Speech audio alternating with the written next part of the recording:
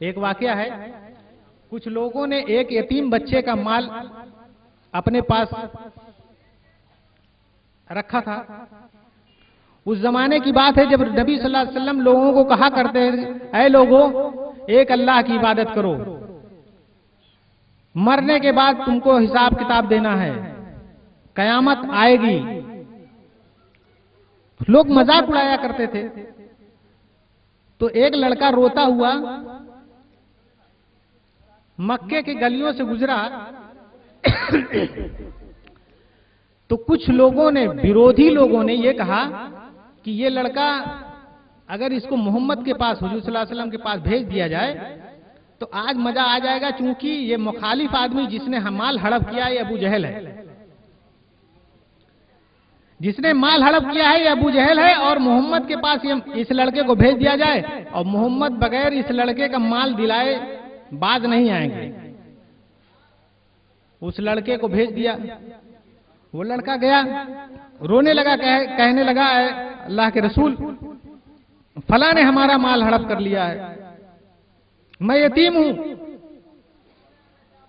حضور صلی اللہ علیہ وسلم جس حالت میں تھے اسی حالت میں اٹھے اور ابو جہل کے پاس جانے لگے تو لوگ، جن لوگوں نے بھیجا تھا ان لوگوں نے کہا کہ اب مزہ آئے گا، اب جا رہے ہیں یہ ابو جہل کے پاس، اب مزہ آئے گا، کچھ نہ کچھ تو بات ہوگی، ہم تو دیکھیں گے تماشا۔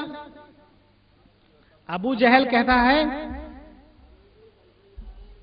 کہ مجھے ایسا لگا کہ محمد صلی اللہ علیہ وسلم نہیں آ رہے بلکہ محمد صلی اللہ علیہ وسلم کے ساتھ دو فرشتے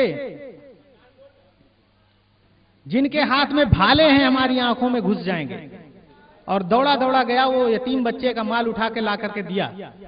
اب بتائیے، اتنا بنیادی اور اتنا بیسک کانسیپٹ، کسی کے ساتھ نا انصافی ہو رہی ہو اور اپنے آپ کو کون پیش کر سکتا ہے؟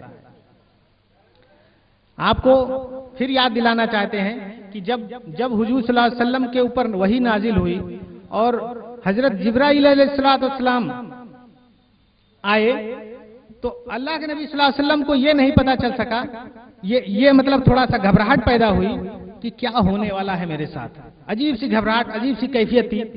تو اللہ کے نبی صلی اللہ علیہ وسلم نے کہا، گھر پہ آئے اور بڑے پریشان حال اپنی وائف کو حضرت خدیجہ الکبریٰ رضی اللہ تعالیٰ عنہ کو اپنا واقعہ بتایا، کہا کہ لگتا ہے میری جان نکل جائے گی، میں نہیں بچوں گا۔ تو حضرت خدیجہ الکبریٰ رضی اللہ تعالیٰ عنہ کہتی ہیں کہ اے اللہ کے رسول، آپ فوت نہیں ہوں گے، آپ ضائع نہیں ہوں گے، آپ ایسا نہیں ہوگا آپ کے ساتھ۔ کیوں؟ کیونکہ آپ تو غریبوں کے خیر خواہ ہیں، غریبوں کے مسیحا ہیں، لوگوں کے ساتھ انصاف قائم کرتے ہیں، لوگوں کا حق دلاتے ہیں، لوگ محروموں کا ساتھ دیتے ہیں، آپ کے ساتھ ایسا نہیں ہوگا۔ یہ وہ یقین تھا حضور صلی اللہ علیہ وسلم کی کرنی کا کہ حضور صلی اللہ علیہ وسلم کے عمل نبوت سے پہلے بالکل صاف اور شفاف تھے، شرم و حیا کا معیار تھا، اخلاق کا معیار تھا، جو پوری عرب دنیا، پوری عرب قوم نہیں پا سکی، حضور صلی اللہ علیہ وسلم کے پاس موجود تھی۔ افسوسناک بات، ہماری کم علمی کہیے یا ہمارے قومی معیار کی حص کہیے، بہت سارے لوگوں کو اس بات کا بڑا وہ رہتا ہے کہ مسلمان کو جب چاہو چھیڑ دو، مسلمان کے ساتھ جب چاہو جو کچھ کر لو، اس کے نبی کے ساتھ کر لو، اس کی کتاب کے ساتھ کر لو۔ ارے اسی ملک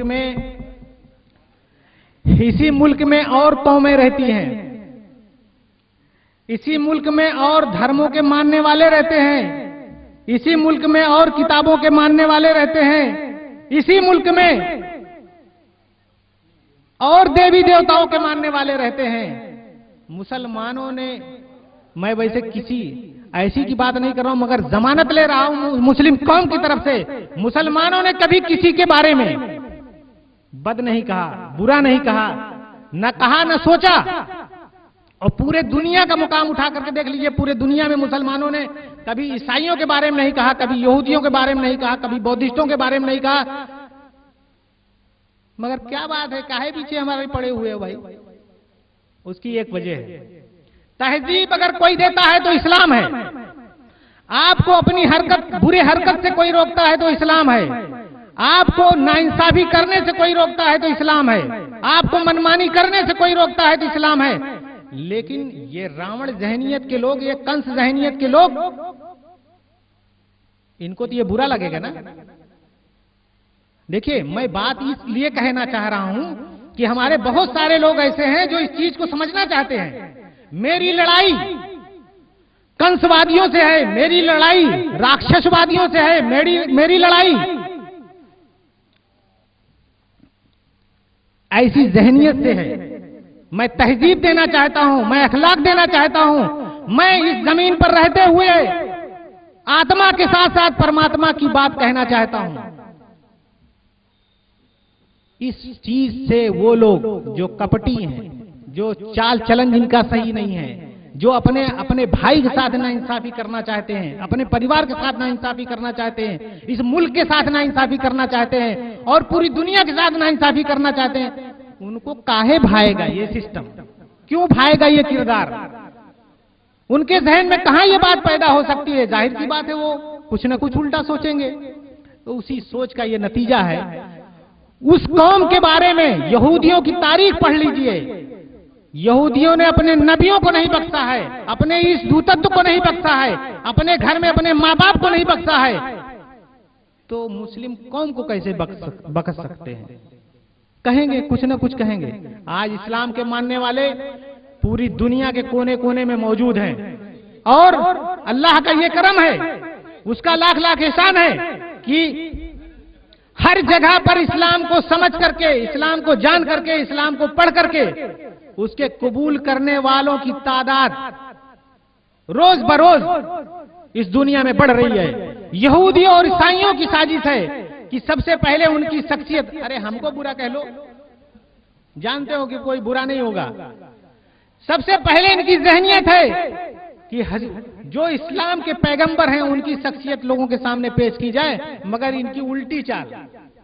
ये बेचारे हुजूर सल्लल्लाहु अलैहि वसल्लम की शख्सियत को मजरूह करते हैं, पूरी दुनिया में एहतजाज होता है, पूरी दुनिया में मीडिया के जरिए से ये बात घर घर पहुंचती है और बहुत सारे जी इल्म लोग, बहुत सारे अकल के लोग अध्ययन करना शुरू कर देते हैं, इसकी स्टडी करना शुरू कर देते हैं, इसको समझना शुरू कर देते हैं। पता ये चलता है कि उसके नतीजे में इस्लाम के आगोश में आ जाते हैं। ये करने चले थे बुरा, हो गया उल्टा। ये इनकी जहनियत की साजिश है। लेकिन ठीक है, जमीन पर तुम हो, हम भी हैं, जमीन पर जो कुछ करना चाहो कर लो।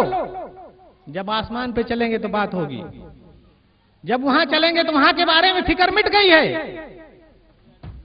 हमारे यहां की कल्चर में परलोकवाद बिल्कुल कॉन्सेप्ट क्लियर है, मगर परलोकवाद पर पता नहीं किसने आवागमन को थोप दिया।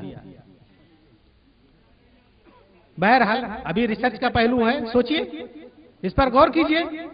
एक दिन मरना है, हिसाब किताब देना है और हिसाब किताब के हिसाब से जैसा अमल होगा वैसे तुमको इनाम भी मिलना है, चाहे स्वर्ग में जाओ चाहे नर्क में जाओ। बहुत सारे मुफक्किरीन का, बहुत सारे लिटरेट लोगों का इस पे ख्याल है कि बहस होनी चाहिए, बात होनी चाहिए।